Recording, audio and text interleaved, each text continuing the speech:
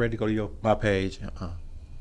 Good evening, everyone. Happy Monday. It's your boy Kevin Thornton, and you have tuned in to the Wellness Architect Show. Today is Monday, August the 4th, the 6th, 2018. It's a hot one in Atlanta today, but we're gonna have a great show, a great guest. This is someone who has been backed by popular demand. We're doing a show on relationships. I had a pastor on the show last week, and he talked about some stuff for relationships, and then got really good feedback on it. I had some women who really wanted me to talk about relationships from a female perspective, because they said every time I have my men's round table and I talk with the men about relationship, they feel like the men just flat out dog them and all that kind of stuff. So they want to be able to talk from their perspective. So I have a young lady coming in. She should be here within the next 20 minutes. But while she's coming in, I have my relationship coach. Yeah, okay, we can say coach. Author, U.S. veteran. Yeah. And more importantly, an excellent photographer. Absolutely, you're right. They love your new pictures. Man, for those who were trying to figure out who did my pictures, this man right here did my pictures. In 2P, baby. So please check him out. If you need some headshots done or any kind of pictures done, please reach out to him. I do weddings now, too. Okay. So through your coaching, there should be more weddings, and then from the weddings, then I'll do the pictures. Yes, See how sir. that works? Yes, sir. I don't know if I'm going to say I'm a coach, but I'll say. We're going to put that into. Okay. Yes, sir. I'm on my way to be a coach. Yes, sir. Right. Coach-ish. And one of the things that I asked him, initially, I wanted him to be on next week because I'm going to have the men's roundtable next week. So I wanted him to give a different perspective from all the other guys.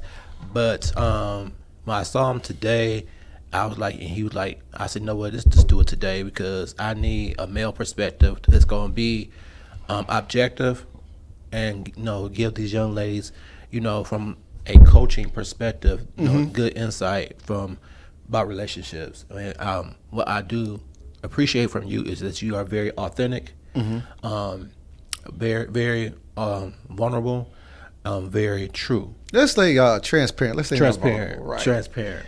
Right. Transparent. And I think those are things that women like. I think that's things that women are attracted to.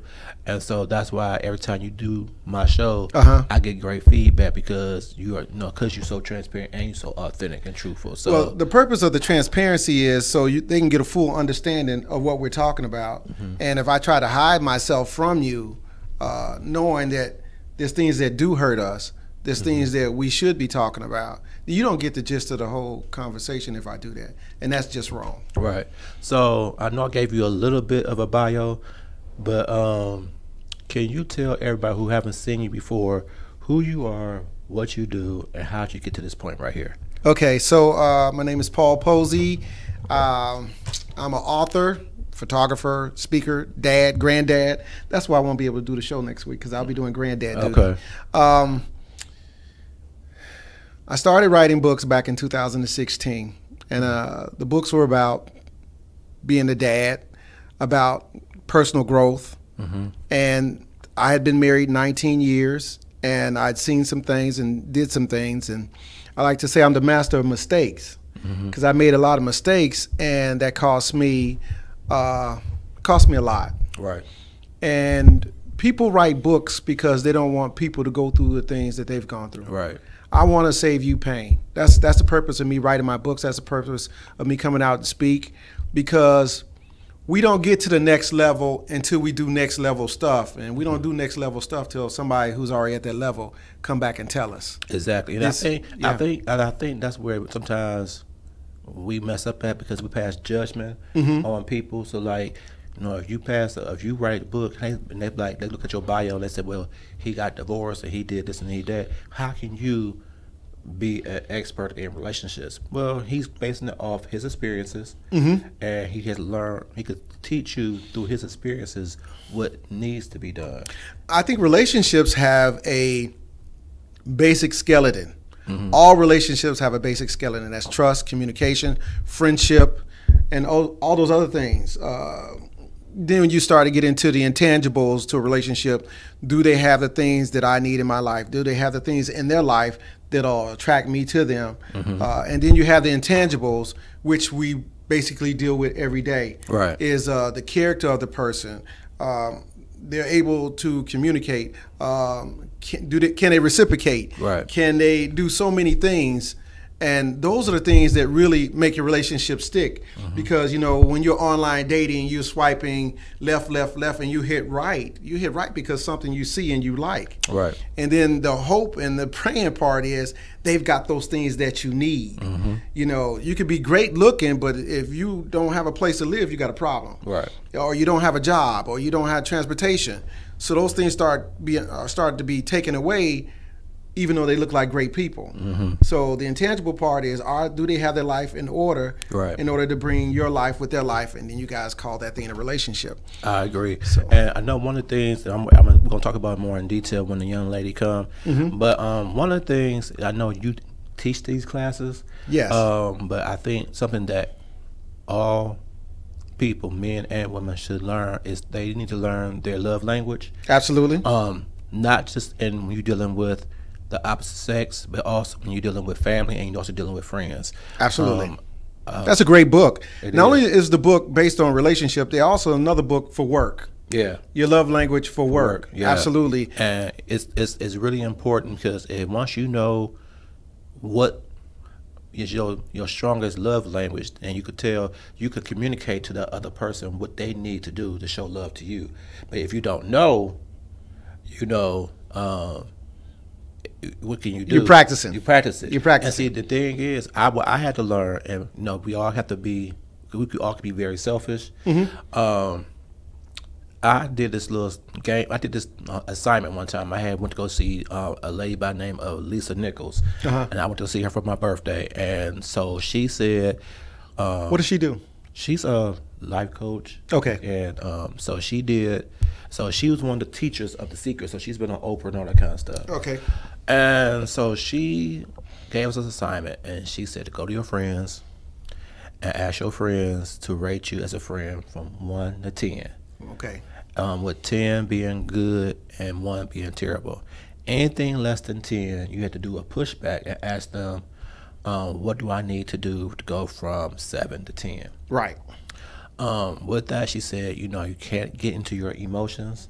Right. Because she said, or, whatever, whoever it is, because they're telling you their truth about what they need from you. Right. And so when I did it, a few of my friends gave me 10s, but then I had a couple that gave me 7s. So when I pushed back, I said, well, what do I have to do to go from 7 to 10? One responded back and said, be more proactive into calling. And if I'm going to be transparent, initially, I got defensive. Of course. Because I'm like, y'all. You thought you was the greatest friend ever? Right. And plus, I'm like, y'all know me since I was 18. Y'all know I don't like talking on the phone. But before I responded back to her, I said, okay, so what I'm telling you is, even though this is what you need from me, my ego is telling you, I can't do it because I don't like talking on the phone. Right. So therefore, I had to look at myself and say, is this is this person important enough to me to practice, calling more often so I could give her the love that she needs, and all that kind of stuff. And I've done better with that. So you evaluated your friendship to see if you want to do an upgrade in the communication. Yes, exactly. Okay, and she won. She won. If you're a horrible friend, you're a horrible partner. Right. Most people don't know that. They're horrible friends, and then they wonder why their relationship all jacked up. Right. Because like I said, on the skeleton of a relationship is friendship. And I think people should evaluate themselves also. Am I a good friend? If I'm a good friend, there's a good chance I'm a good partner. Right. Right. I you agree. got to do. I always say, and that's why I say you always back it up. If you meet somebody and y'all within a committed relationship in 30 days, you mean you evaluated everything about them in that 30-day time frame? You actually know what their definition of love, their definition of friendship, and how those two things work together. What is a relationship? What is dating? You've done all that. But do you think do you think those are even topics of conversations that even discussed in the initial dating process? No, I find people who've been married for 15 years have never had an in-depth conversation with their partner. They can talk to me for 20 minutes like, wow, we've never done that. Then why aren't you doing that? Right. Because once you get emotionally invested, you kind of don't want to rock the boat because I want this to be a relationship. So I'm not going to ask those in-depth questions. I'm just going to be a part of this. And I think that's the toughest part is when you don't ask those questions and then you find yourself in a relationship and then you learn things as you go. Right. And I think you do yourself a disjustice. Just like we were talking about the gentleman earlier. He got in a relationship with this woman. Right. But obviously he had some non-negotiables. Right. But he accepted the relationship anyway. Right. Now they talking about him on Michael Bay's and making him feel bad. So for those who don't have Michael Bay's, the topic of conversation was a brother was dating a young lady and she had, I think, 3 kids by two dads, and she needed $20 for either school supplies or a field trip, and so she asked the guy that she's currently dating for the $20, and he told her no, that she needed to contact her 2 fathers. And I guess she blasted him on social media or wherever it was, and it ended up going viral to where Michael Basin saw it, and so they talked about it.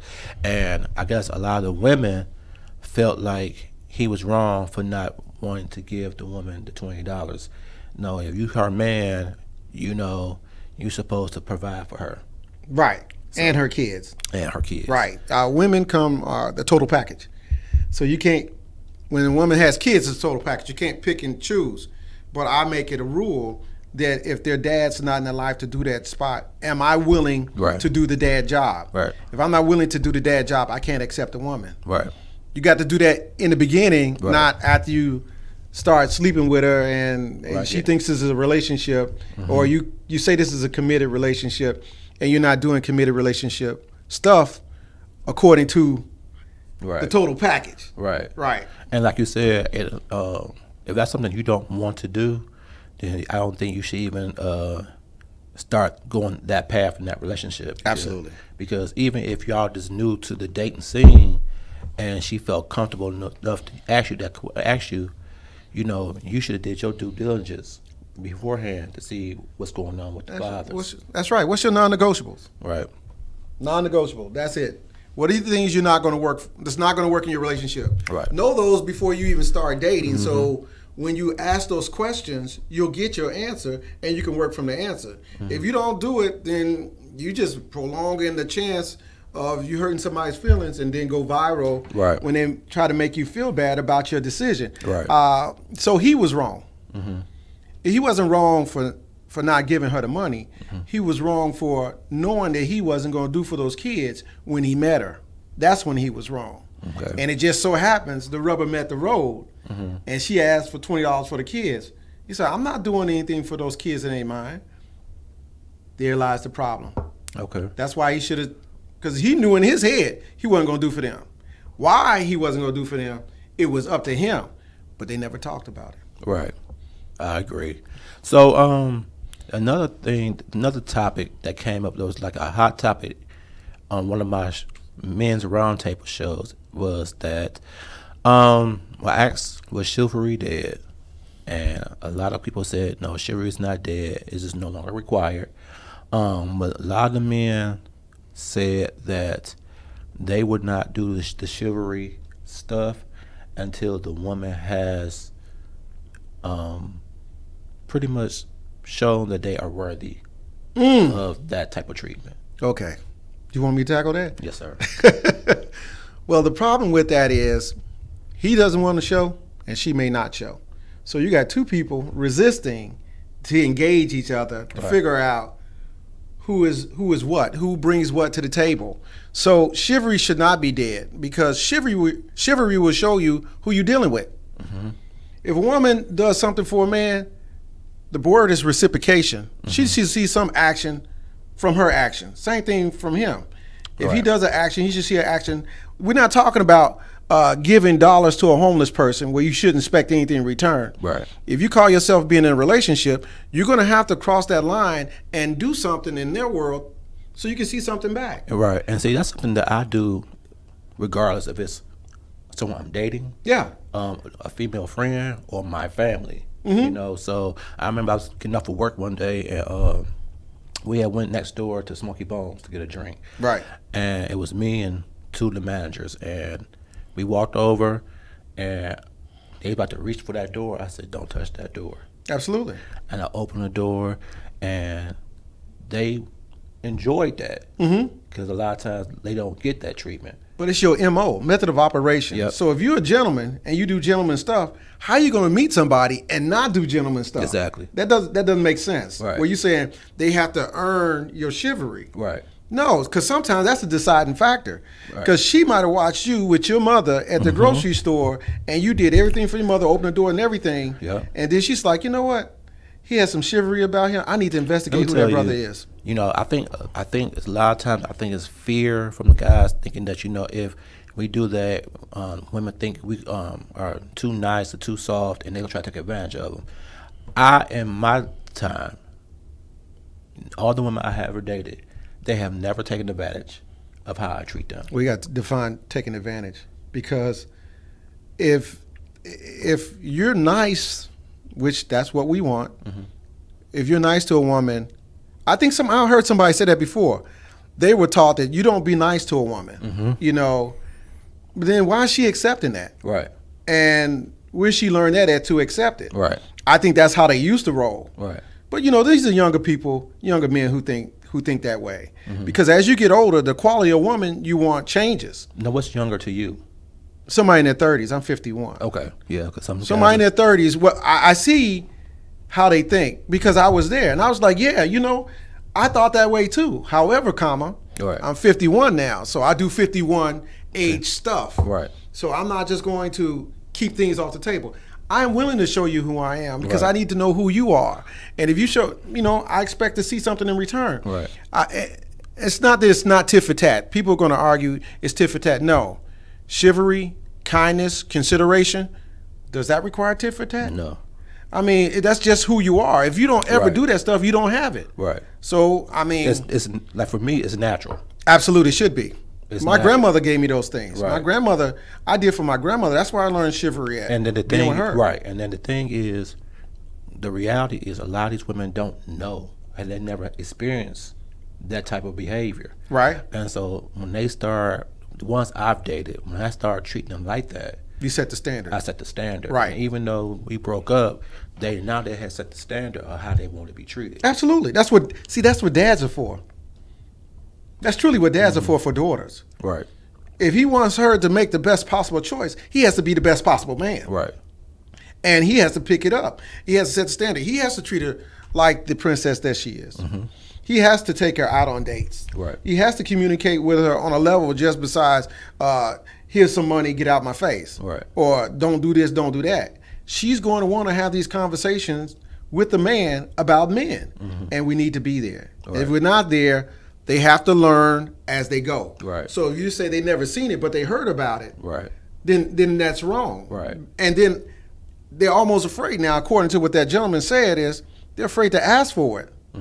You know, aren't you going to open the door for me? They scared to ask for it because they feel they're already in competition with all these other women, especially down here. That's why you should do what you're supposed to do. I know I'm in competition when I meet a woman. I know I'm in competition with the last man she was with, all the men she dated, all the ones who let her down, and the man who set the standard. I'm in competition with that. Right. So when you show up, you show out. Show up and show out. And let your chase be your catch and your catch be your chase. Expound on that. Well, story, I was dating somebody, and we were dating for like 6 months, and I really liked her. I really, really liked her. And I says, well, you know, it's time for that conversation. The conversation about where this relationship is going. I says, you know, I would like to be in a committed relationship with you. And I gave her the pros why I did. There was no cons. It was very good. And at the end, I says, do you want to be in a relationship with me?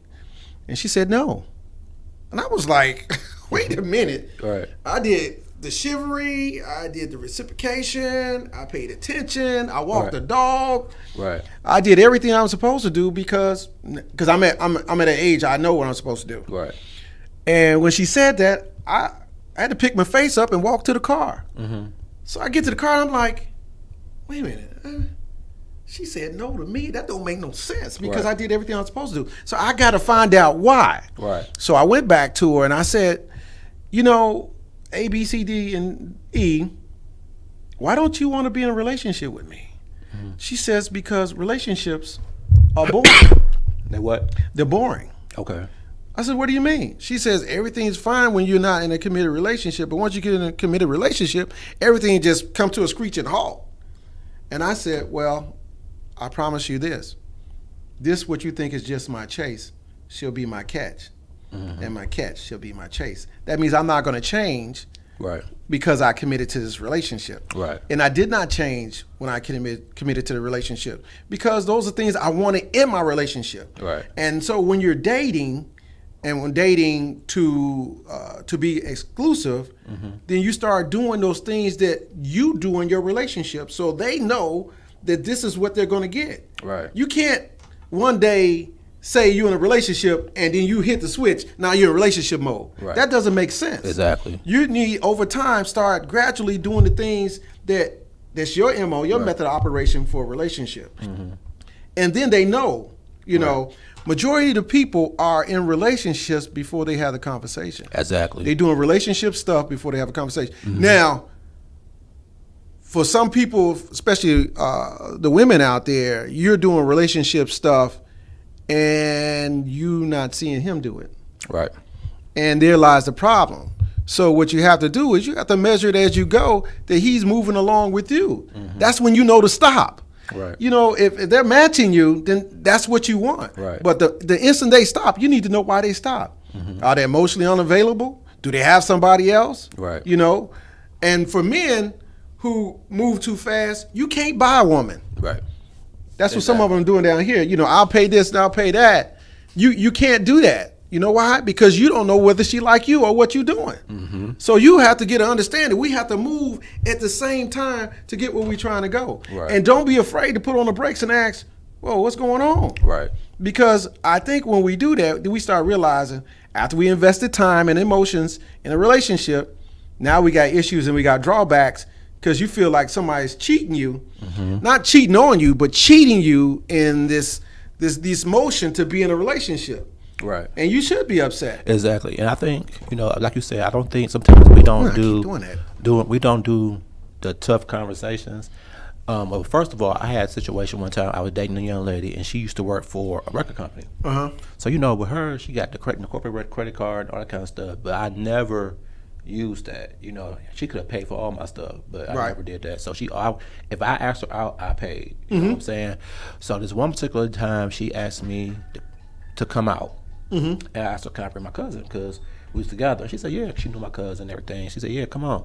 So we go to this restaurant, and everybody's there, all her friends from work and all that kind of stuff. And so me and my cousin do how we do. So I'm scared to ask. What does that food, we had a bottle of wine, all that kind of stuff.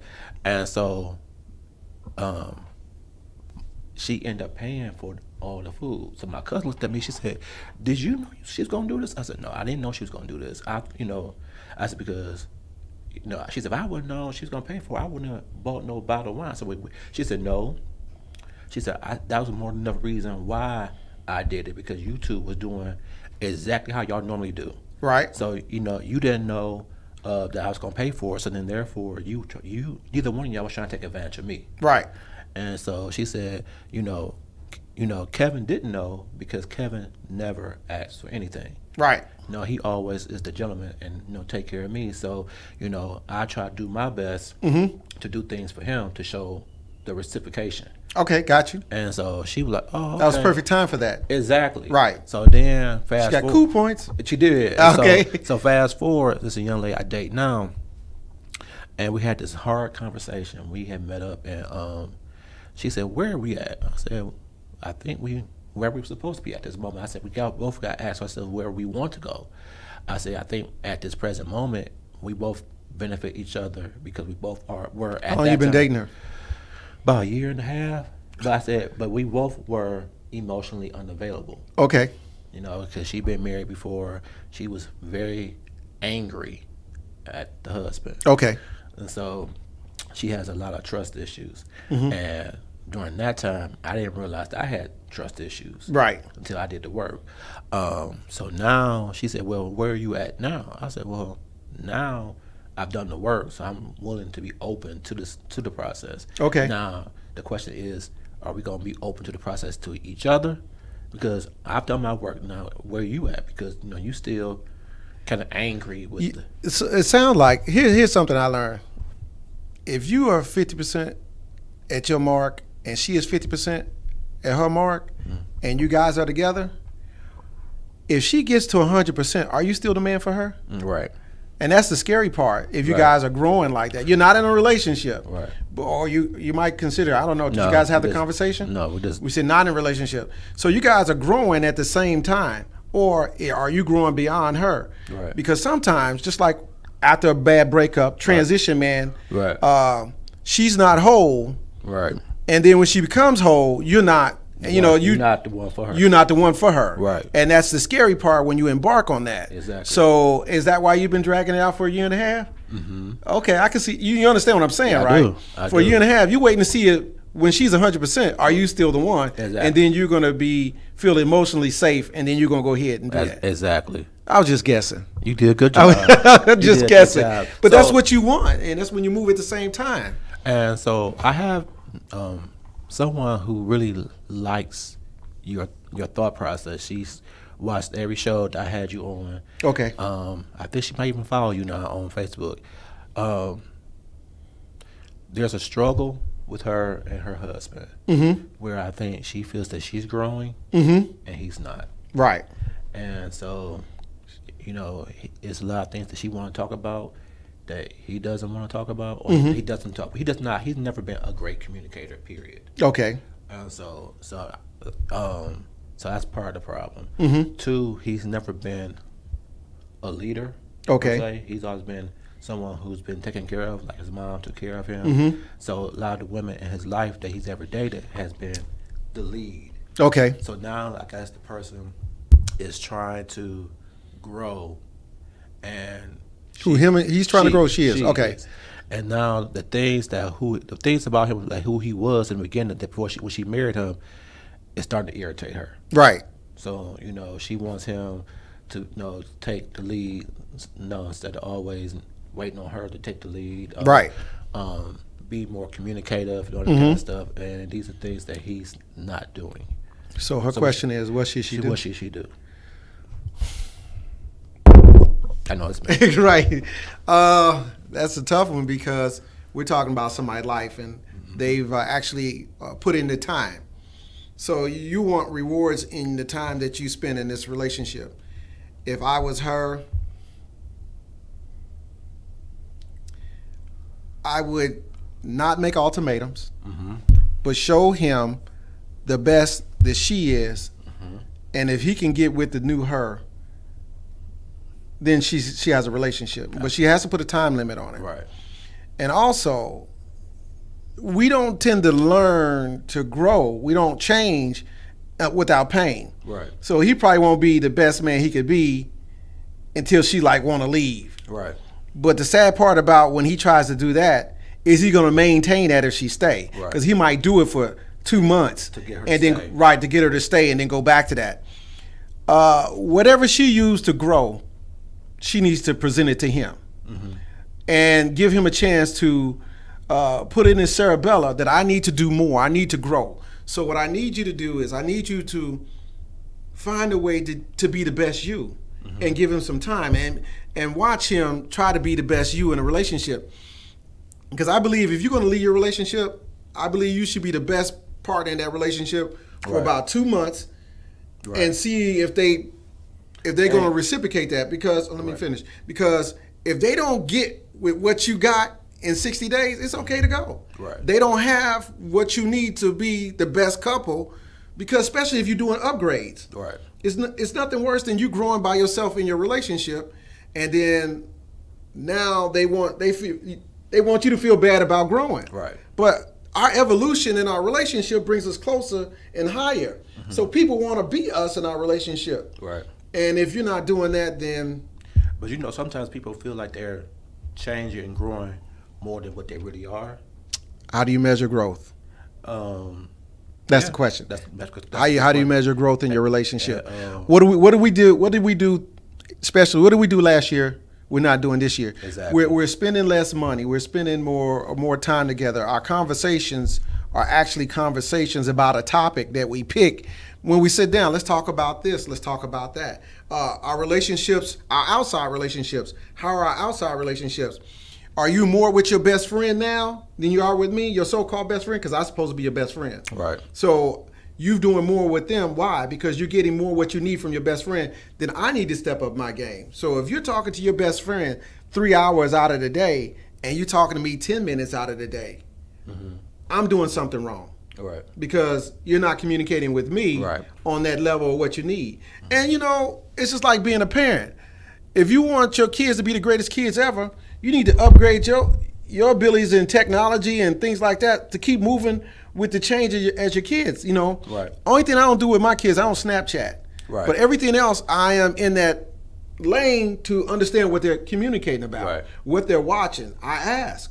Same thing like when you're dealing with somebody. If they're getting, case in point, if they start eating better, this is the quickest thing you see in your relationship. Right. What I'm start eating better. What are you gonna do? Not eat better? Right. The purpose of me eating better is so I live longer, that I can love you longer. Right. And if I'm just not going to, you know, my partner's not going to eat better, then what are you doing? What are you asking for? So it needs to be understanding. So we're going to grow with this. Right. This is what we're going to do. And, you know, and that was part of the topic of conversation because they both need to eat better. Yeah. They both need to shed some pounds. Yeah. Now she's trying to tell him what he needs to do, and what she's telling him is true. Right.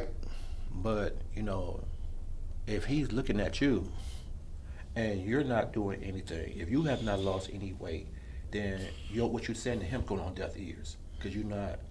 Well, here's what happens in the relationship. You accepted me overweight when we got together. Now you want to change me? Everyone wants to be accepted. So if you accept me, this is how it should be. You accept me with my big belly. Don't tell me 6 months later you want me to slim down. You know, I have to want to slim down on my own. All right. So there lies a problem. You shouldn't have accepted me with my big belly if you knew one day you was going to try to change that. But, you know, over time, when you're talking health, you can't beat health. How you get around it? No, I want to die like my daddy did of a heart attack. No. You can't beat that. Exactly. Now you say I might not want to save more money because you know that's my prerogative, but you can't get around health. Right. You know, but whatever it is that's slowing them down, you have to know why. For every pain, there's a core. Exactly. So for everything you don't want to change, there's a reason. You need to know the reason why, and you need to give them, you know, sell them on the idea why you need to change. Right. And the whole deal is when we're in relationships and we're asking for change so it will last longer. Right. We want it to last longer. I want you to live longer. And what people don't understand is when it comes down to your health, a lot of times your health is not always about what you eat. That plays a part of it. Right. But it's also the internal part, because a lot of us are emotional eaters. So then, therefore, whether it's stress, we depressed about what's something, It's got a core. That's going to prevent. We use food or liquor or both. Sex. To. I used to use sex to medicate. Yep, self-medication. Absolutely.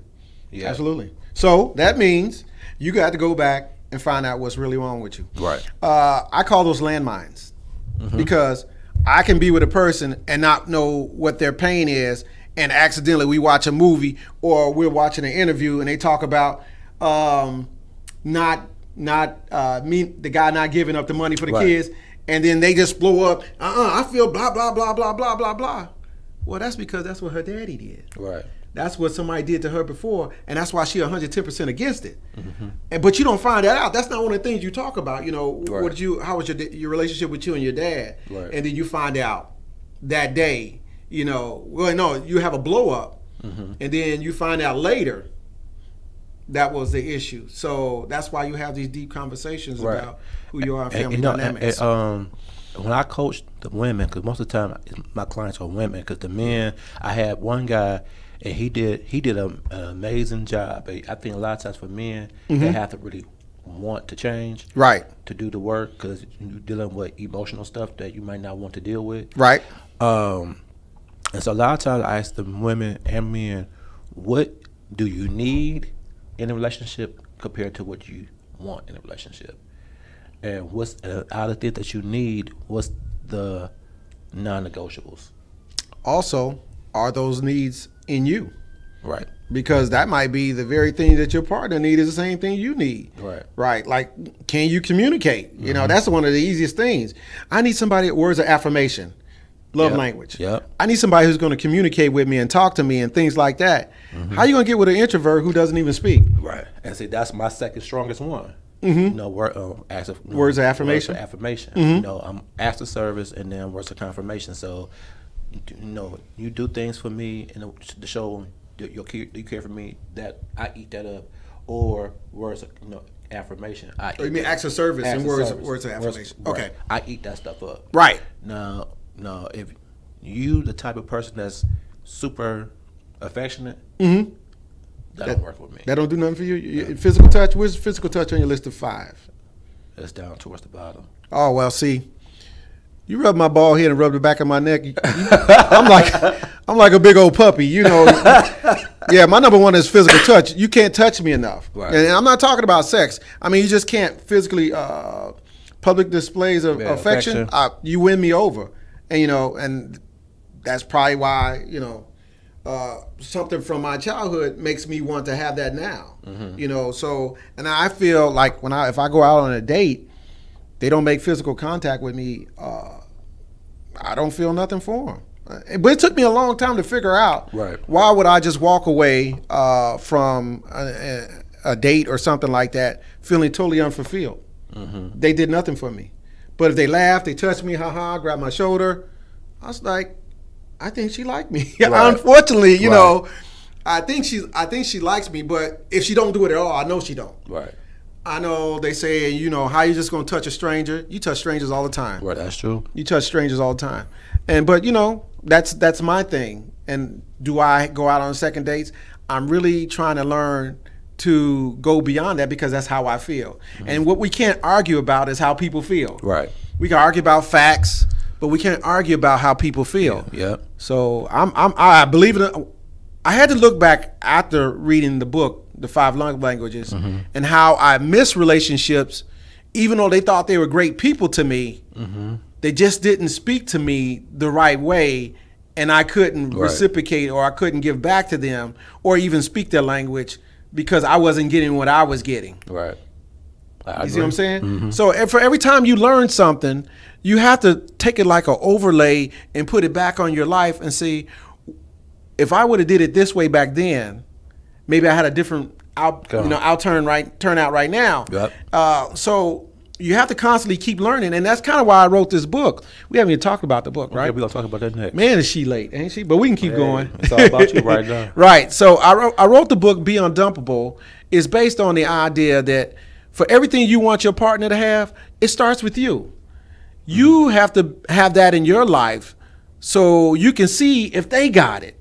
Right. You know, if you want to be a communicator, you have to be able to communicate. Right. You have to be able to listen. You have to be able to have a conversation when it's not detrimental that like the relationship is going to fall apart. Saying that we need to talk.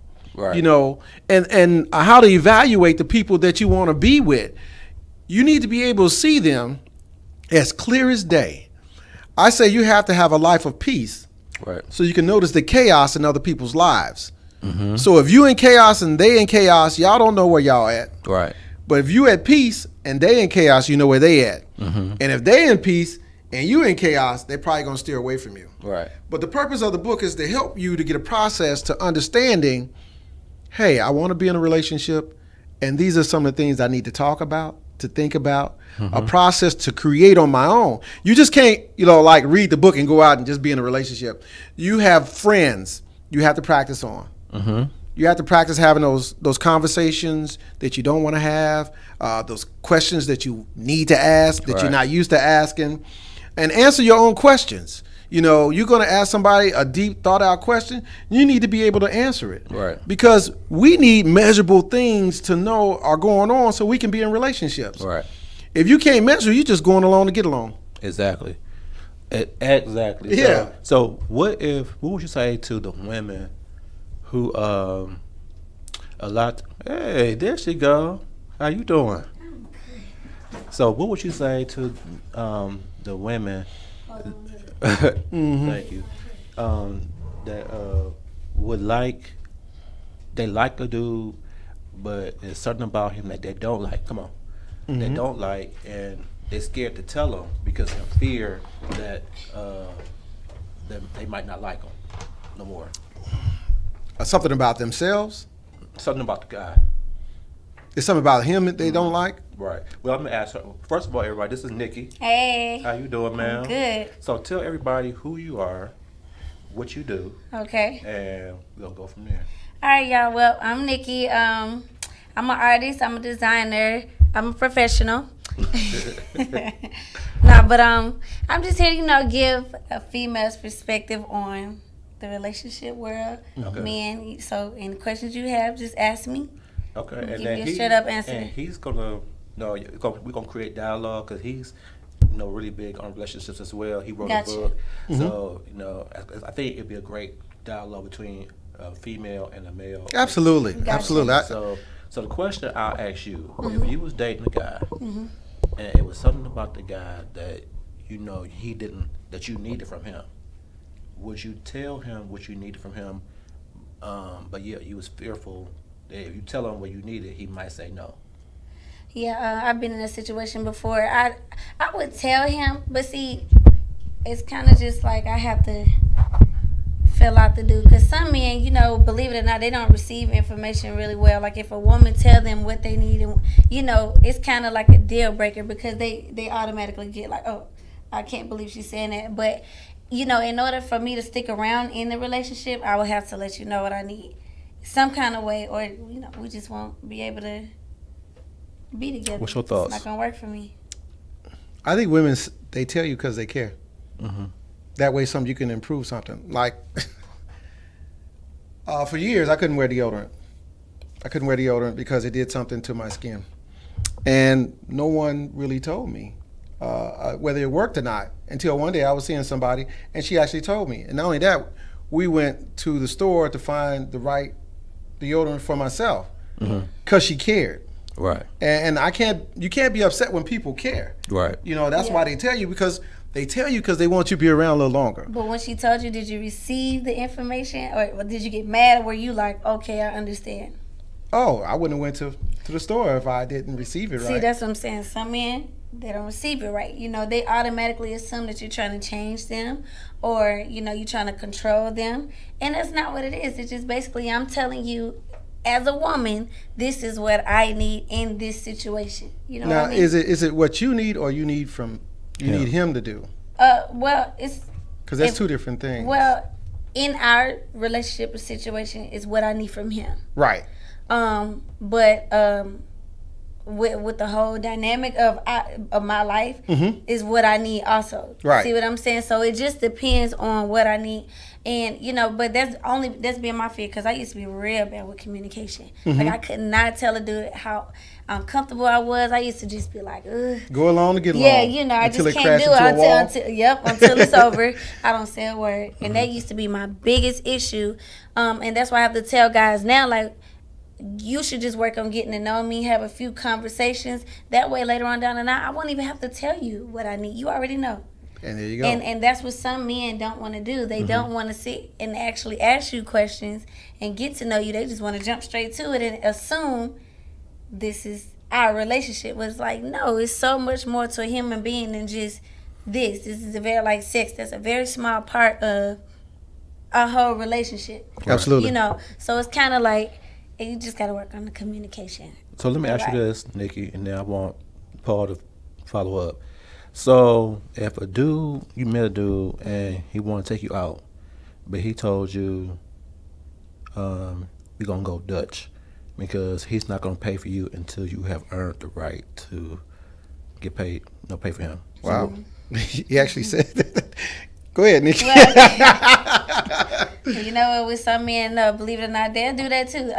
But my thing is this: depending on who invited who out, first impressions are everything. Mm-hmm. You know what I'm saying? So if you call me and you say, "Hey, Nikki, let's go out," you say this to me: "Let's go out. Let's have a drink." That means you're inviting me. Mm-hmm. Therefore, you are in charge of the bill. Right. If I call you and say, "Hey, I wanna see you. Let's hang out and talk," then right then you should be like, "Okay, do you got it? Cool. If not, I'll take care of it." You know, it really shouldn't be an issue.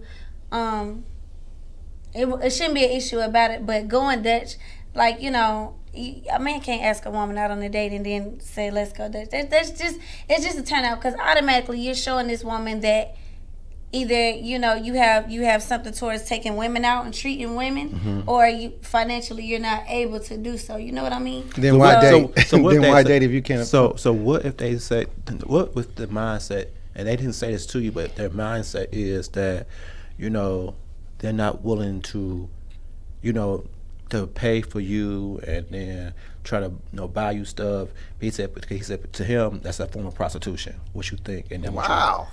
Well, let me get on the first one first before we jump to the second one. Okay. I'm 51. So what that guy said, I'm pretty sure he wasn't seasoned enough to understand that when you invite, you pay. Right. Just like she said. Now, a series of me paying, I expect to see her to jump in like double Dutch every now and then to show that she is enjoying my company and enjoying and respecting my time and my money. Right. Because if I keep doing it, then I start wondering, what is the purpose of we keep going out and I keep paying? Right. And she's not showing appreciation, and that's a word, that we don't always show to our partner, because one, we're either too scared to do it or too angry for something else to do it. Right. So I would pay, but I would never make a statement like that. We need to go Dutch, especially on the first date. Yeah, you can't. You need to ask why. Yeah. Why is that your MO? Is that how you roll? Yeah. I mean, what brought you to that conclusion that you felt like that? Yeah. Can't be scared to ask that question because you want to go out with me. Right. But I just feel I don't want the men that are listening and the women that are listening that I just roll over and, you know, choose this side. This is what I learned. I learned you have to pay for the first date. At least that, if you're going to offer that, because she may not like you after the first exactly. date. You have to. I mean, in order to establish some kind of longevity, yeah, you got to start somewhere. You cannot come into a situation saying, "Let's go Dutch." You know, I mean, I've dealt with a dude who was just real frugal and just, you know, and this is just me, and this is just women, period. They might not say it to you, but this is what they're thinking. If you're tight on cash, don't even bother. You know, because women just expect men, just by how they were raised and the way society portrays it to be, we expect men to take charge and pay for the majority of what goes on in a relationship. This is just me being honest. Now, I'm not saying that you got to pay all my bills. I'm not saying, you know, I'm not going to work. I'm going to be lazy and just take from you. But as a, you know, just as a man, you will want to you know, pay, take charge, and just have that responsibility and it not bother you. Absolutely. You know. Okay. But you know, most men, I hate to say it, dealing with them today, they're not in a position to do it like that. Yeah. You have to be able to have a position in your life where you've knocked down those intangibles. You have a car, you have a home that's yours. Right. You have a job that you go to consistently. You have something about yourself to even make yourself marketable. Right. Why are you trying to date and you're not marketable? Yeah. Right. And then you suffer when you choose to be in a relationship with somebody. And it comes down to this. You accepted me in the beginning when I had no job. So why are you acting funny now? Right. Yeah. And that sucks. So what has been, Nikki, what has been your experience dating? You know what? I'm not gonna lie. As of now, like, my dating life is horrible, and I say that because I'm older now. I'm not the same, so I expect men to be a certain way, do certain things, and you know, it's kind of just like social media. Everything has a lot to do with the way a man's mindset is now. You know what I mean? Like the way they talk, the way they move, the way they handle their responsibilities, and you know, the morals are gone, the values are gone, the way they look at women is gone. You know, and it's unbelievable. It's not that people don't want to be with me. Actually, they really do. But it's kind of like, I don't know if that's right for me. You know, I'm very, very, very selective about who I choose to commit to now. Right. You know, so that's why I feel like, oh, my dating life is horrible, because I might meet a dude, we'll have a good few days, you know, but then, you know, he'll start acting, you know, basically the communication is off. And I'm going to tell you right now, you get funny with me, you just cut yourself off. Like, it's not even going to be a discussion. You know. And so that's why I just make sure I don't even get emotionally attached, because I need to see There you go. what I'm getting myself into, period. Everything I talk about. So, Yep. That's the same thing he just said. yeah. Can I get emotionally attached? Not right now. Sound good, but no. I need to see you in your all your areas before I commit. And if I can't see you in one, like, how about this? You have kids, and I never see you interact with your kids. What does that mean? What is that telling me? You know, and I'm talking about dating women. You don't talk to your kids don't talk to you. Why? There's a reason why they don't. You know, there's a reason why you keep losing a job every 6 months. So those are things you have to look at when you're thinking about being a partner. Yeah, some people say, you know, love conquers all. Love don't pay no bills. And I just told my friend that earlier. I said, look, people don't understand, because they just have this whole fantasy about relationships. No. Going out, going to the movies, laying up, hugging and kissing, you know, that's cool and everything, but that, like I said, that's a very small part. A relationship is a lifestyle. It's a day-to-day, how you and your partner communicate and interact with each other and still deal with what you got going on in life. You know what I mean? So that's where my issue is, you know, I don't know, maybe I'm scared. Maybe I don't know yet. So do you think you have trust? Do you think you have trust issues? I don't necessarily. You know what? I done been through so much, and the trust issue to me is not the case. You know why? Because I was with a dude who brought me to my lowest. He brought me to my lowest, you know, and it cut deep. So once you heal from something like that, you don't even bother with automatic. AUTO-matic. Yeah, you don't bother with that no more. You know, I'm not so quick to go through a man's phone. I'm not so quick to be, oh, who is that? See, because that's how you lose yourself. You know, you going crazy. You can't even relax because you so worried about, is he talking to this person, and he talking to that? Trust me, if you want to know, you'll find out. It's going to come out. Let's back it up a little bit. Dating for you, especially if you're dating people who've never been married before. Yeah. They're single. They're used to taking care of themselves. The maximum consideration for somebody else is not there. Understanding what partnership and togethership is not there. Relationship goals is not there. So they're starting from scratch. And they're trying to be in a real relationship with no tools for a relationship. So dating where I'm at right now is, I date women who've been married before, and they kind of know what to do when we start engaging each other. So it makes it easier. I rarely date women who've never been in a long-term relationship because it turns into a mentoring program for me trying to get her up to speed to, this is my space and it's filled with peace. All the shenanigans you have not mastered in your life, I'm not going to be the keeper of them, nor am I going to fix it. Right. Yeah. I need you to already be there when you show up. When people don't do that, they end up practicing on you. That's Yeah. what's happening for you. Right. These guys don't have a clue, but they want you. Right. Instead of going to be, like I say in the book, it starts with you, getting yourself together Right. so they can mesh with you. That would be great for you. Yeah. Right. Right. So let me ask you a question, Nikki. You and I have had conversations. Right. You know, for you to be the age you are, you have a very intelligent conversation.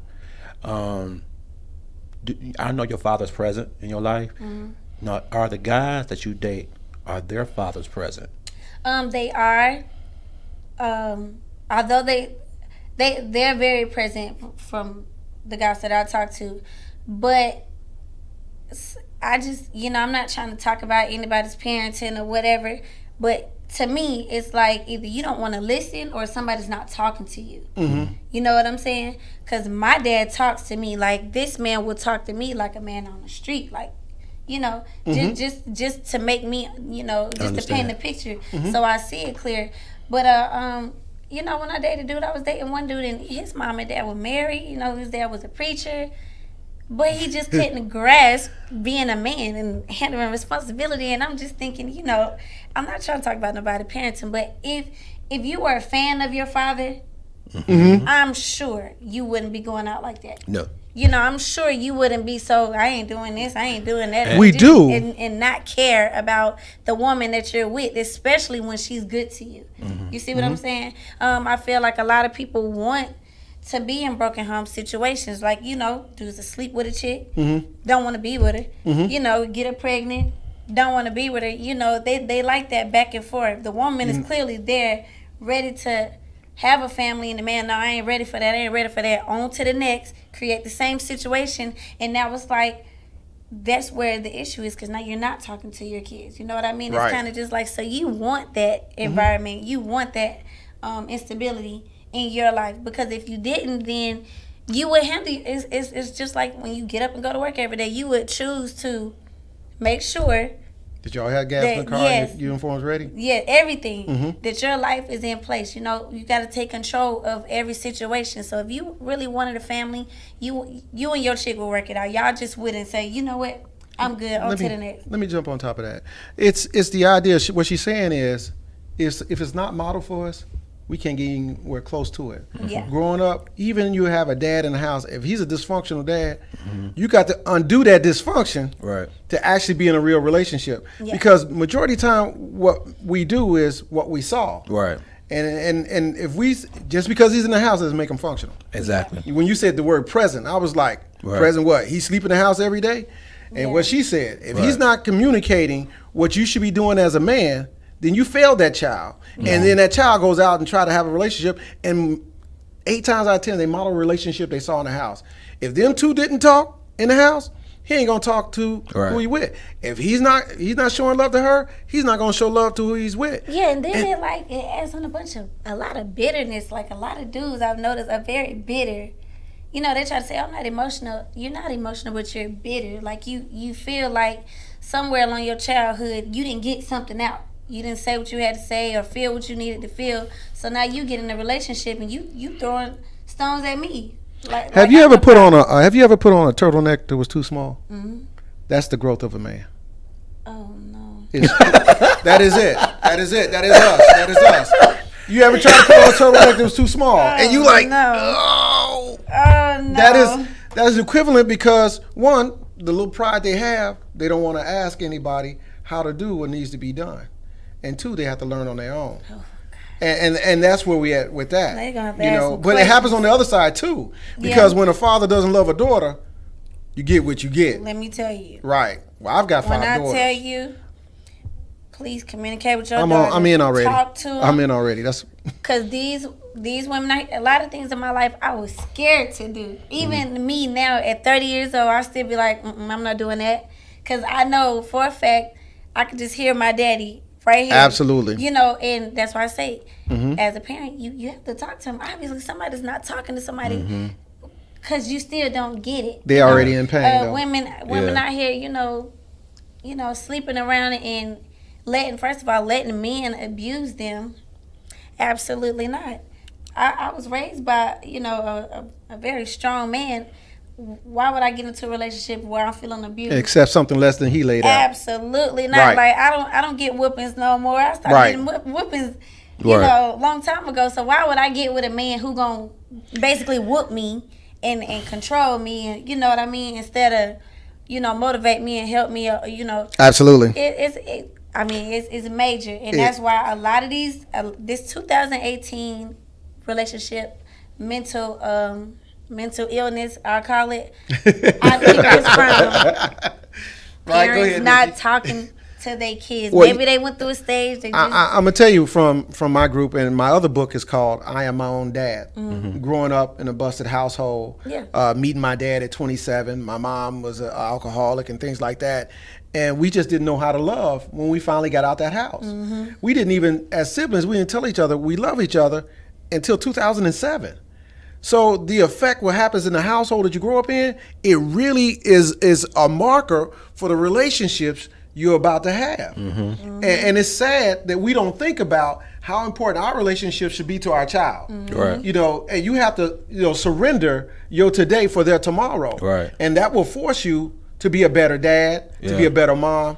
But that's where we at. If they don't get all that, they trying to get it as they go along and undo those things while they be in a relationship. Because, you know, with me being in my 40s, I went home. Every time I go home, I dedicate time to my dad, dedicate time to my mom, because, you know, I think men need that one-on-one relationship with their mother, because that's the first woman you ever fall in love with. But then I need that one-on-one time with my father, because he's the one who's constantly engaging me how to be the best man I can be. Absolutely.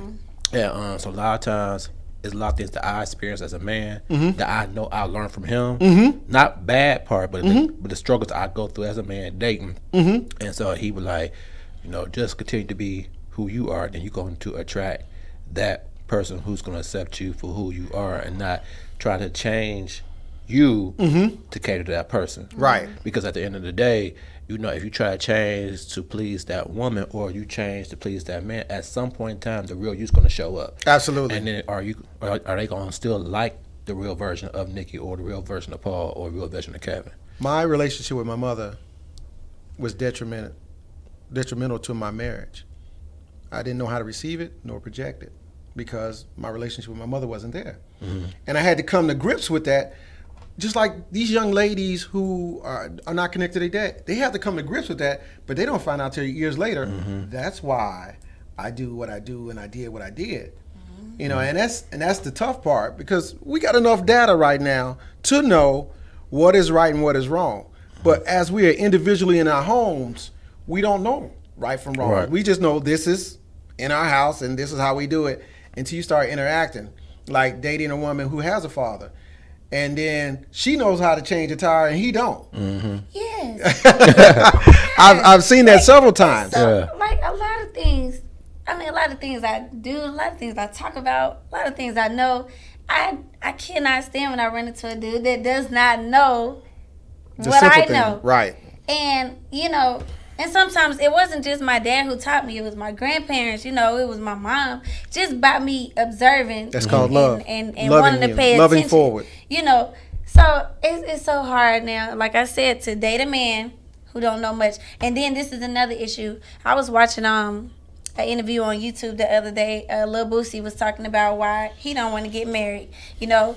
And just by somebody with his platform to say why he don't want to get married, and say, well, why we got to put a title on what we got going on, and why we got to put a sign a contract, you know, basically saying that's going to make the man want to leave and not want to be with you. And see, like I said, it's that 2018 mental illness. What did his daddy, wait a minute, what did his daddy say, and what did his daddy do? I don't even know. That would be the question I would ask him. I don't hear a lot of married people who've been married for 20, 30, 40 years talk like that. They actually admire and adore their partner. They, you know, they. No, I meant where he got that idea of the statement. You know what? He probably, you know, he grew up in the streets. There you go. So obviously, you know that his mama and daddy probably split, and it probably hurt him really bad. But he wasn't the only one. A lot of my close friends say the same thing. They be About like, marriage? Yeah. Yes. It's- it's a- I it's don't a- want to it's a- get married. it's a- 'cause this and I'm It's like, a post. I saw a post on Instagram. Talking about the one that T.I. was talking about? I don't know. It's a post on Instagram that a lot of my friends, male friends, has posted or reposted. I know what you're talking about. It's And- why men don't marry. Right. And that woman put that up there. It was a woman who put it up yeah, there. she put it up there, and that's when T.I. had said what he said, and then Tiny, you know, felt some type of way because, and that's when it started to hit me and it bothered me because here you have a married man who is quick to post something like that and speak on it, and his wife is just sitting up here like, really, like that's a big slap in the face for us to be married this long and in this situation, and that's how you feel, really? Are they still married? Yeah, but you know, I guess so what the post said is pretty much saying that marriage only benefits the woman. Yeah, only benefits the woman. It doesn't the man, benefit the man loses control. You know, you lose your sex drive, and the man basically just lose himself. You know why they lose themselves? Why? Because they don't understand how to be a leader. Exactly. You weren't a leader from jump. Right. Don't absolutely. get mad at me because you know you don't know how to maneuver yourself Absolutely. in this relationship. You know, and if God forbid, let the woman have a voice. Right. Or say so in anything. This family has to survive. Now all of a sudden, you know, the tables are turned. Because I'm just going to be honest with you. Without a woman in the household, it's over. Okay? Let's just be real. The house it's not going to be clean. And I tell people all the time, I tell my friends, be careful how you treat your baby mama. You don't want to be with her. But be careful how you treat her because she is raising your kids. She feeding your kids. You know, she's teaching them. She's talking to them. So you don't want everything she does for them to be wrong. You don't want her not to feed them the right foods, teach them the right things, show them the right things, because then they're going to grow up being a dysfunctional the cycle keeps individual. going. Right. Yeah. And then now we have the destruction of the black community. Right. Right. See what I'm saying? Absolutely. So it always starts in your foundation. I don't care what you do. It starts in your foundation. Well, I have to disagree with you on something that I live by myself. And I'm very clean with it, so Okay, my house doesn't fall but apart when you're single. But you've been married before. That's not no, because I live by myself. I got to do it. Ain't nobody else gonna come and do it. Yeah, Right. that's true. But a woman has more character. Well, she should. I'm just saying to keep this thing. You know, you have your role. And I don't like to get into roles, but I'm just saying, you have your role as a man, I have mine as a woman. Right. Cleanliness should be major. Right. So I know a lot of men that are not very clean, and that's I wouldn't know. because I don't date men, but I smell what you cooking. Yeah, you know, and that's because they don't clean house. You know, they lazy. I'll throw it over there. I get it later. See, a woman can't rest if she knows that stuff is out of order. You see what I'm saying? Most women. Now you got some, you know. I've dated some who will just walk right past some stuff. I mean, but wait a minute. So this goes back to what we said earlier is when you present yourself, you get to see who they are. Mm-hmm. Right. If you got a flat tire, right, and before you call your dad, you want to see what he gonna do. Well, you know what? The guy you're dating, you're gonna see what he's gonna do. You know and what? if he can't do it, then you already know who he is. Right. So that's why you go ahead and be who you are. Then you can see who you're dealing with. I was dealing with a dude. My battery went dead in my car. And, you know, this is crazy because I've been dealing with him for years. He's been through it with me in my cars. But because we broke up and we separated for a while, my battery go dead in my car.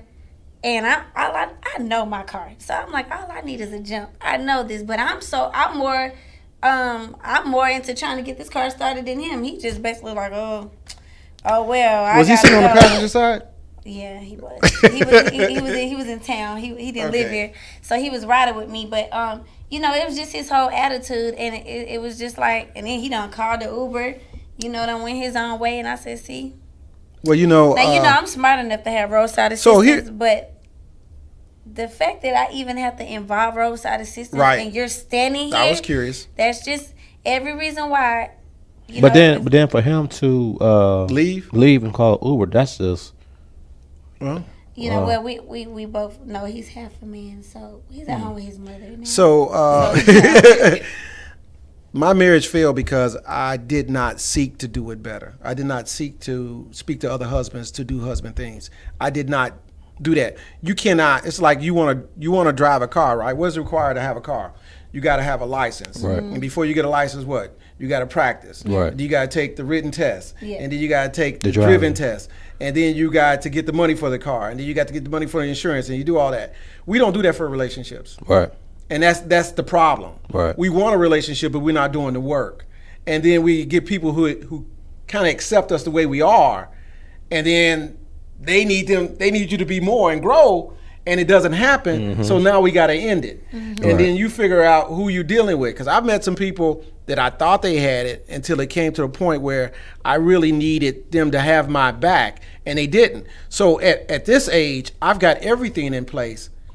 It's just someone to have my back. That's important. And when you don't see that, I might as well be single. Right. Because that's I do my everything mindset. in my life right now, Yeah. and I have to break off a piece of my life. I says, I normally cook, but I need you to cook for me. And if you don't cook, or you say you don't want to cook, well, I got to take that back. I'm doing everything. Right. And then what is the purpose of a relationship? Right. See, and people who are single like myself, we don't talk to enough people in a successful relationship. I'm not talking about one where y'all two just don't like each other, but you're comfortable. No, we need to talk to more people who's in a successful relationship, a successful marriage, on what to do every single day. Because I'm just going to be honest with you. Nobody had that talk with me, ever. My parents didn't, because my parents divorced. My dad remarried. My mom, she dated. She remarried. Nobody had that talk with us. So my sister had brought this up one day, and basically everything we learned from relationships, we learned just by watching them. We learned that if we get into an argument with a man, we might get the fist fighting or whatever, because that's what was present when we were younger. And, we get acting, just crazy. And then you have to stop yourself and be like, dang, I'm acting just like them, but they never talk to us, So now I go and I see my aunt and my uncle been married for about 30 years. I love talking to them because, it's kind of like they never say anything bad about each other. It's hilarious to see them, and it's like, how in the world did you make this work for 30 years? Friendship. Yeah, they had to be the best of friends. They had to be. They had to be so comfortable with each other that nothing they did made you uncomfortable. And if it did make you uncomfortable, you just knew, that's my partner, that's just the way it is. Just like any other family member. So it's not that easy for you to cut them off and be like, I can't deal with it. So, that's why I'm trying to get to now. When I date a dude, I'm just trying to be as... Well, let me ask you this, Nikki. To me, you sound like you're a very self-assured, confident woman. Do you think that self-assuredness and that confidence, intelligence is intimidating to men? Definitely. And sometimes I feel like, well, maybe I said too much, or maybe I let him know that I know too much, because men would get with me and, they don't want to pay for me. They be like, no, she got it. And, I feel like, because my friends got men who... take care of this, do what you gotta do, and I'm, but men look at me like, oh, well, now, I like I'm just so independent, but you don't understand. I had to be this way because you're not stepping up. Well, people treat you like the squeaky wheel gets the oil. You're not a squeaky wheel. You're self-sufficient. You do everything you're supposed to. Well, maybe so they I don't need want to give be to a that. little bit more squeaky so I can feel. Like because men want to be needed. And if you give them, let me finish, Nikki. If you give them no reason to not that they tend to back away. Even if you just throw them a bone every now and then, like you can already do it. Right. Then you get to see. This is a measurable thing. You get to see if they're going to step up to the plate for that. I agree with him because, I have a couple cousins that got great jobs, make great money. Nice house, nice car, all that kind of stuff. But they're single because they're very independent. And a lot of times the men don't see where their value could be added to that relationship because she don't really need anything from them. But her thing was, both of them thing was, the one thing I need from them that nobody else could give them is companionship.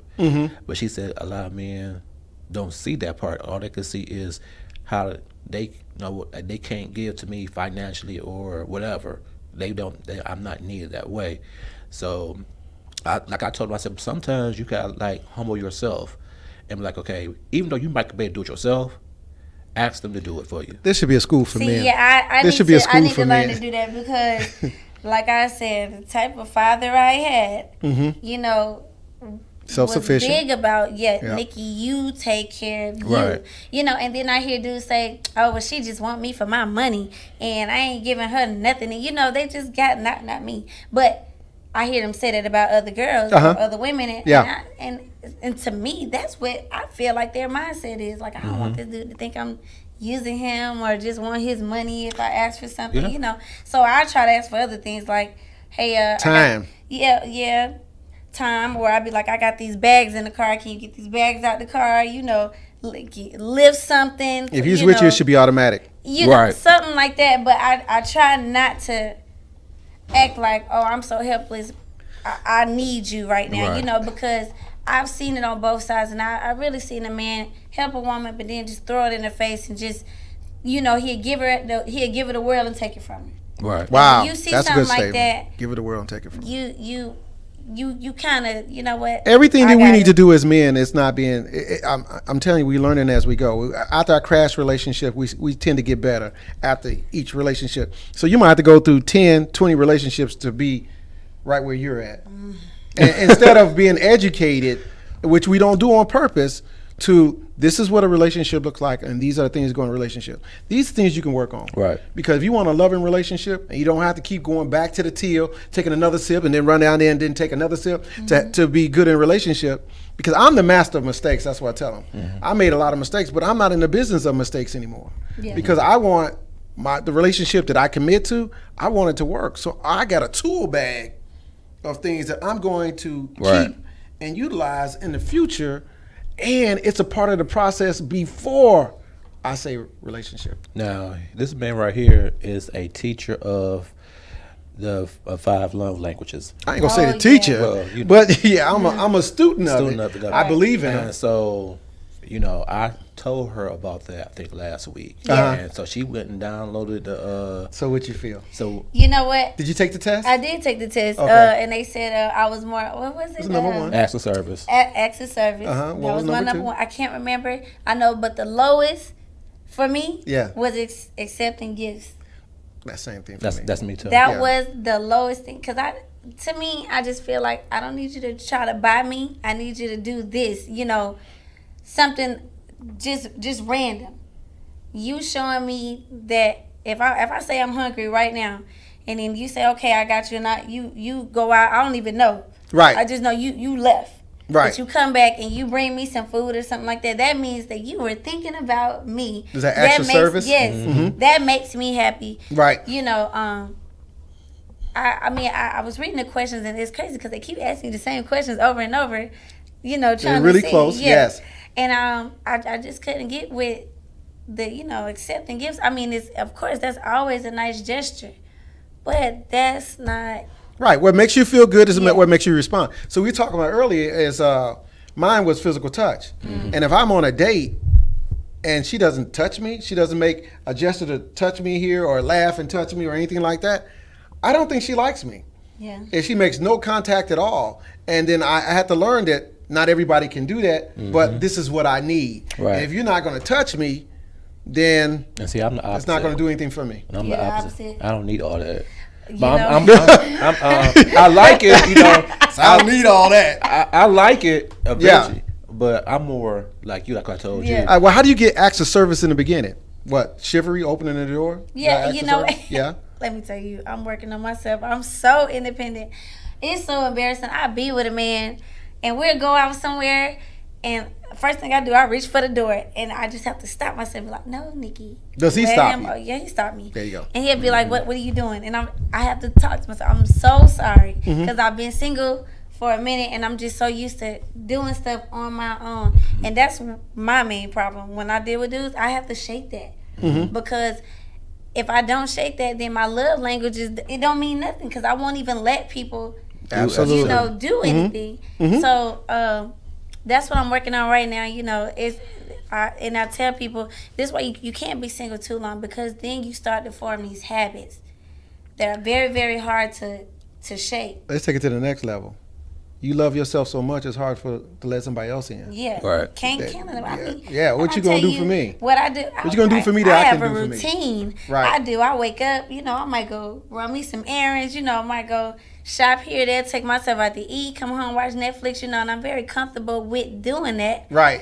Just to have a man come in and I don't want to do this, and you know, it's like, wait a minute. You know, like I said, I have to shake that, and that's why I feel like I need to find somebody who I'm totally comfortable with. Maybe he can do those things with me, or maybe he could teach me something to get me out of my shell, to want to be, you know, do different things and be different, because that's really what a woman wants. A woman wants a man who shows her adventure.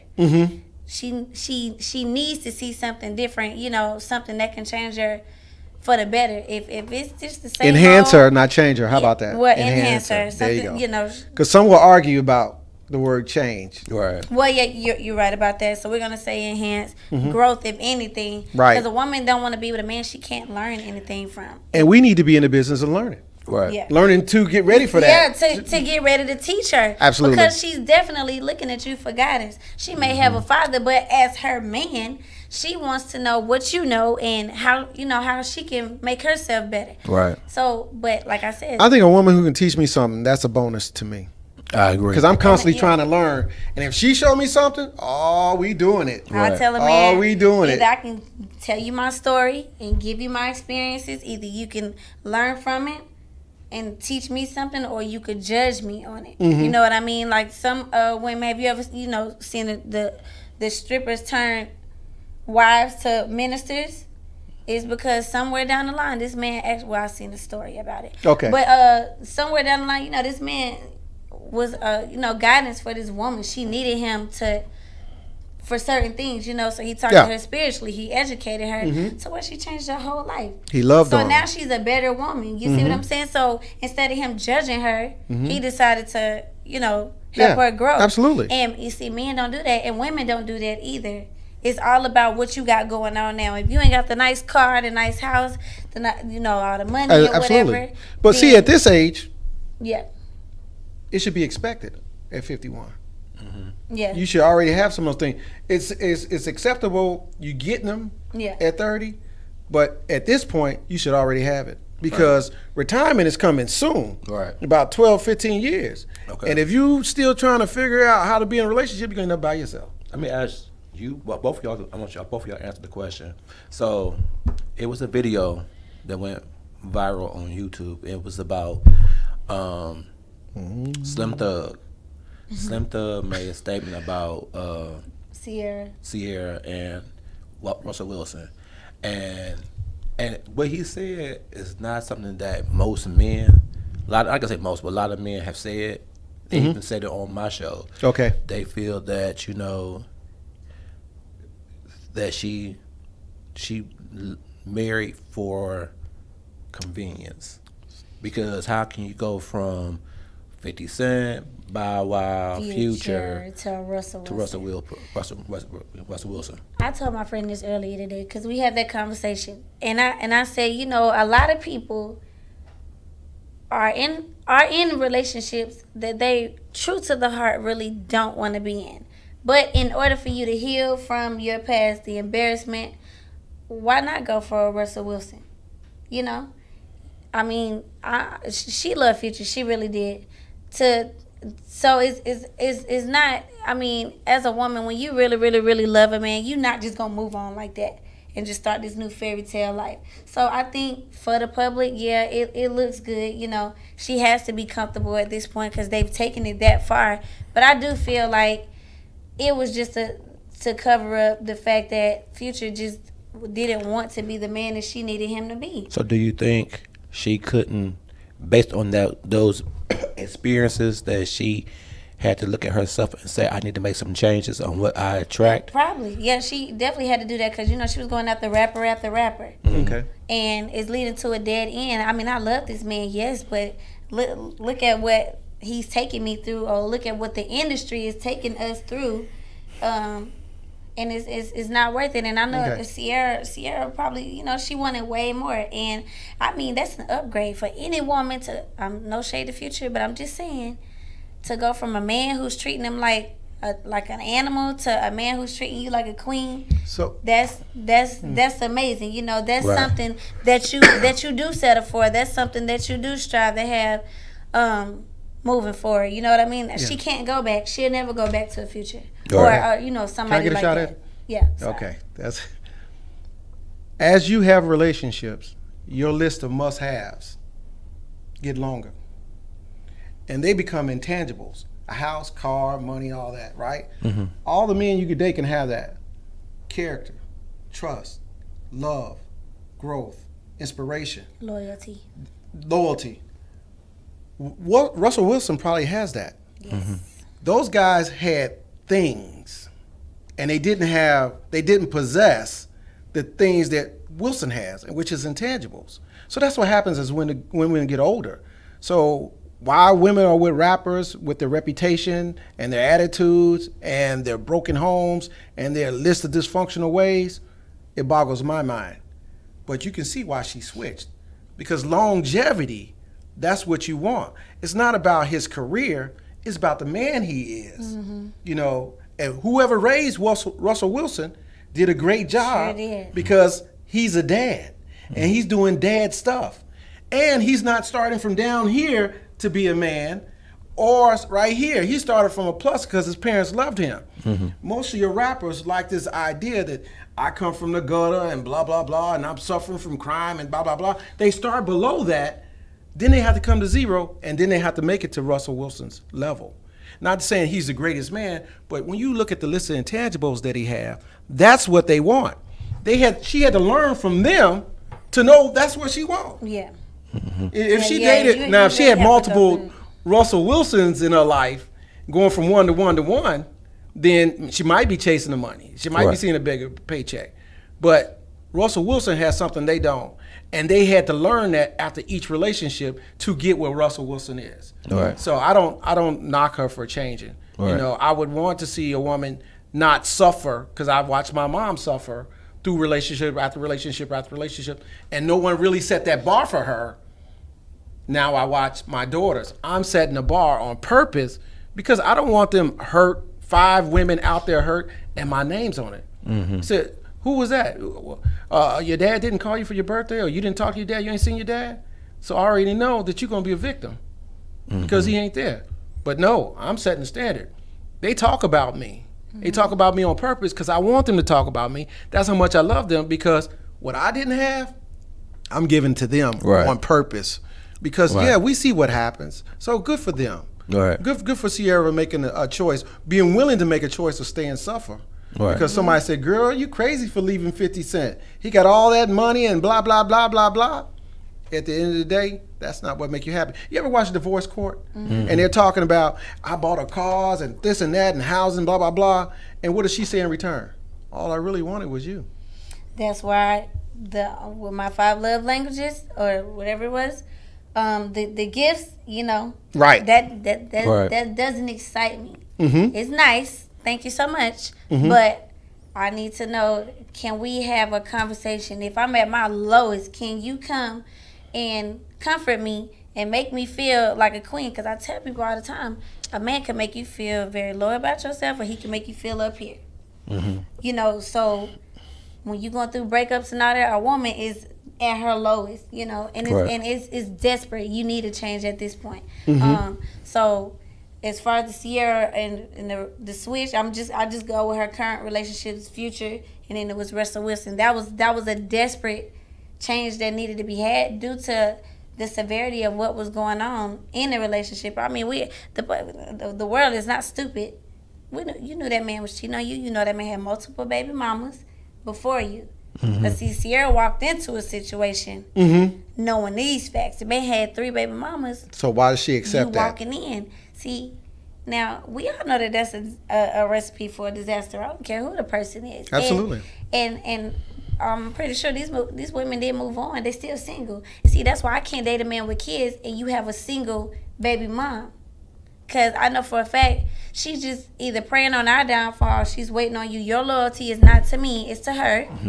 Has nothing to do with the kids. It's the bond that you two still have is still lingering. See, a lot of people have a lot of lingering situations. You know, you don't have a title on it, And then, so you'll say, oh, I'm not with them, but it's lingering. It's in the air. Who knows? It might happen. It might not. But in the meantime, you going to come my way, see what we got going on till it's a full-blown situation. Now, now it's drama.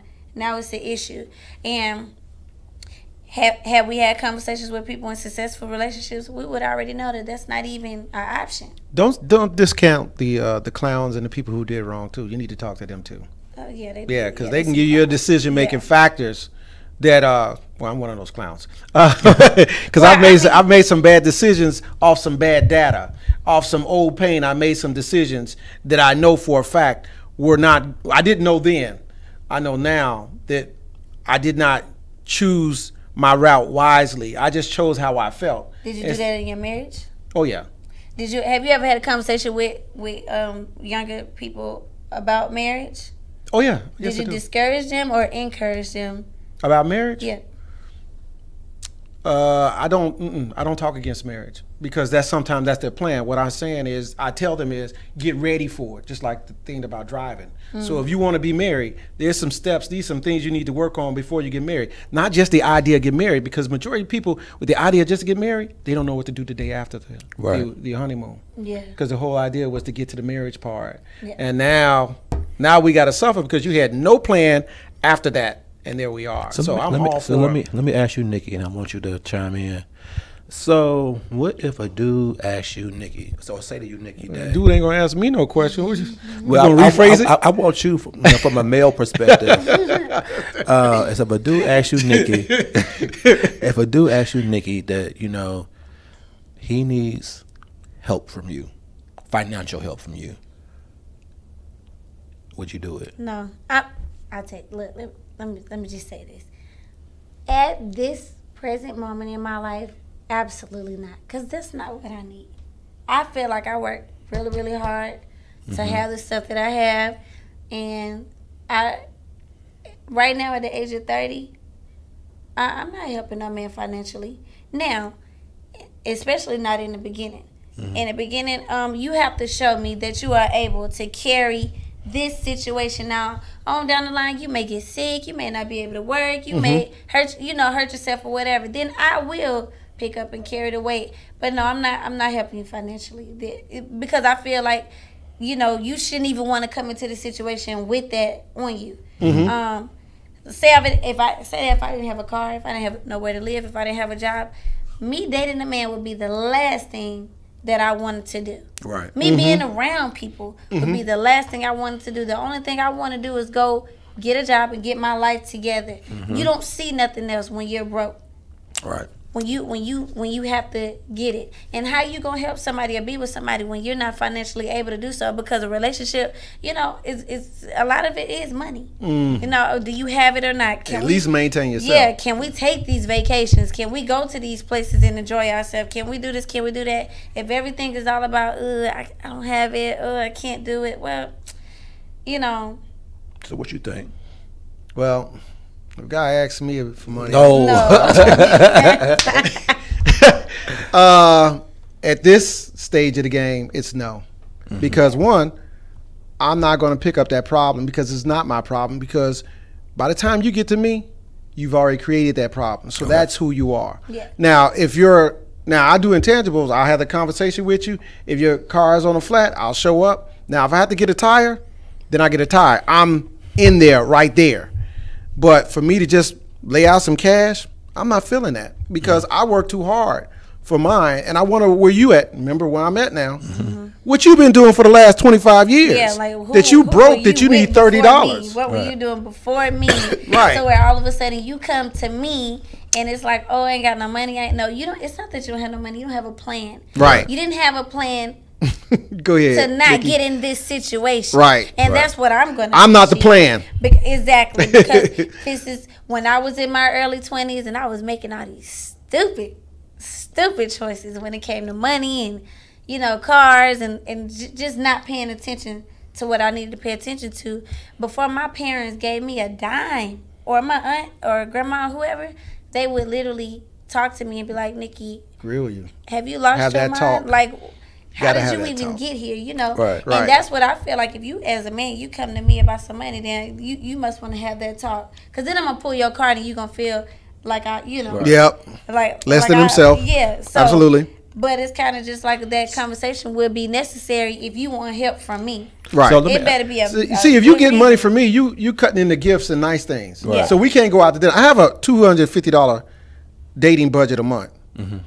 And if I blow it all on your tire, then we go on to crystals and things like that the rest of the month. Sorry, you won't be going anywhere this month. Right. Yeah. Now we can't have too many blown tires, and I'm not that guy.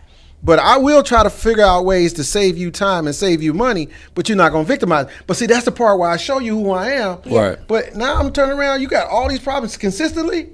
No, we got a bigger problem. So, Nikki, do you think it's hard for somebody like you, because there are so many women out there that will cake for the men? Is that what that word is? Cake? Yeah, it's definitely hard for me, but you know what? I don't even worry about that. Because to be honest with you, if a woman is so willing to give all her funds to a man, that's less of a man already. I don't want what you want. I don't like what you like. Because, we don't speak the same language. Because that's a turnoff. That's a turnoff. For a woman, if a man asks for money, that's a turnoff.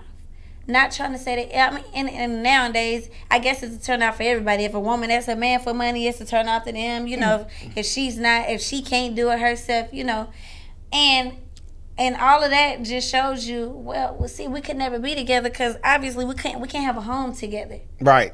Both of us can't provide for each other, let alone build this household. Right. We have kids. Yeah, we take care of our kids because we have to. And defects to come get them. But you're not going to actually dish out anything because, either you talk to somebody or in the back of your mind, each person is feeling used. I think we left out the fact that if kids are involved, you have to make a call. Yeah. I'm not going to leave hungry kids. Right. Right. But I'm not going to be. You have to do that. Yeah, but I'm not going to be that person that's taken into it. Because at this age, and I hate to keep saying that, I don't want to sound like, but you truly get to a point where these things should have already been in place. And then, so here's the motivation and education. So if I meet a woman and she's having issues like that, and I like her, and she can fulfill some of my love languages, I'm going to either motivate her or educate her to fix those things so we can move forward. And I'm going to make it measurable so I can say, hey, I've been watching her for 2 months. I gave her some things that she could possibly do to make it better for herself. If she utilizes it, I'm in. Is she the same in 60 days with the same issues, same money problems? After I gave her some motivation and education, that's who she is, and I'm going to leave her alone. Okay, so what I want to do is, first of all, my whole intent is to showcase blacks in a positive light. Men, society has created an image for men that we're, the lowest in the totem pole. Media has shown women in a negative light as well. So someone like you to be 30 years old and have a great conversation, you held your own with a 51-year-old and a 45-year-old. And you had, I give her props. Right. And Absolutely. you had a great conversation. Gotta thank her dad. I really. Exactly. Oh, yeah. Yeah. And so I can understand probably why you might have some of the struggles, because you are very mature for your age. So, but I wanted to just showcase you in a different light. But what I want you to do, I'm going to go ladies first. Tell everybody who you are, how they can find you, how they can find, they want some of your artwork. I'm pretty sure they're going to want to find you. How if they want, she got it going on. If they want to see your artwork, how can they find that and all that kind of stuff? Okay, so I'm Nikki. I'm an artist. I'm a designer. You can find me on Facebook, Nikki Terrell. I'm also on Instagram, Nikki Terrell. For my canvas artwork, you go to Daria Nicole Studio. That's on Instagram. And I don't know if a lot of you listeners are on Snapchat, but if you are, follow me or add me at Chimmy My Way.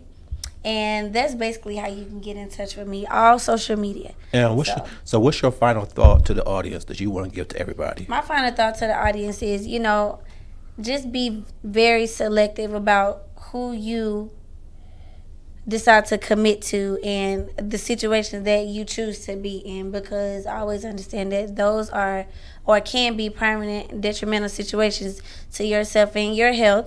and in your financial stability. Okay. So because a lot of my issues and arguments or conversations that I have with people comes from the fact that if we go there, this is a commitment to our well-being as people. And it laid a foundation for the rest of our life, our community, you know. All right. So on and so forth. So it's always a big deal, but that's just what I want people to take from this conversation. Thank you. I'm gonna have you back because you was great. I'm gonna have you back too, of course. Of course. But what we're gonna do is I got nothing else to do. I want to have like a round table discussion with men and women, and I wanted to know some 30-somethings, but some 40-somethings, and some 20-somethings. Same with the men, so we could have this type of dialogue that we're having because that's the only way we are going to be able to grow in relationships, and help our community. Mr. Paul, tell everybody how to find you, how to get those books and all that kind of stuff. Yeah, you're leaving today with one of my books, Nikki. Gotcha. All right, and then the next time we meet, we should have a conversation about it. Okay. Okay. So Paul Posey on Facebook. I'm on Instagram, negative to positive. If you can see it, I'm saying everything is all negative to positive. We are born in a negative light, born of chaos, and it is our journey to get to the positive side. And that's why I've been pushing since I woke up. When you wake up, you'll do a whole lot of things. So what I want to leave, you want to find me on Instagram, you want to find me on Facebook. I'm also a photographer. Yes, Click boom. Yes, you want to leave my card? Okay, because so I'm doing that thing. If you've seen his latest picture, we just popped it off just like that. Yeah, he did an amazing job for my photo. What I would want to leave with the audience is relationships are not cut and dry. It's something you have to build into it. And if you get ready to have a relationship, because if you have friends, you'll be able to get ready for relationships. You can do everything you can with your friends before you get into a relationship, because relationships core is the friendship. And if you're not a good friend, you're not going to be a good partner. Right. And you don't want people to keep turning you away because you have not learned those cardinal things. For the men out there, go to other men. Never be afraid to get those things that you are missing. Right. Get the right advice. Yeah, because they're expecting you to have it. When you say, I want you in a relationship, they expect you to have certain things. Go get them. Ladies, women, be ladies, even if you have to cut them off. Yeah. Because at the end of the day, you have what you accept. You have what you accept, and they hoping you accept them before you evaluate them. I thank you, sir. I thank you, Nikki. It's been a great show. Please follow them on their social medias and support Black businesses. And also for me, just be your best self. You know, you can't expect nobody to give you something that you're not willing to give yourself. And so with that being said, be great, be authentic, be transparent, and be powerful. You. Be powerful. Be you. Peace. Bye. Good job.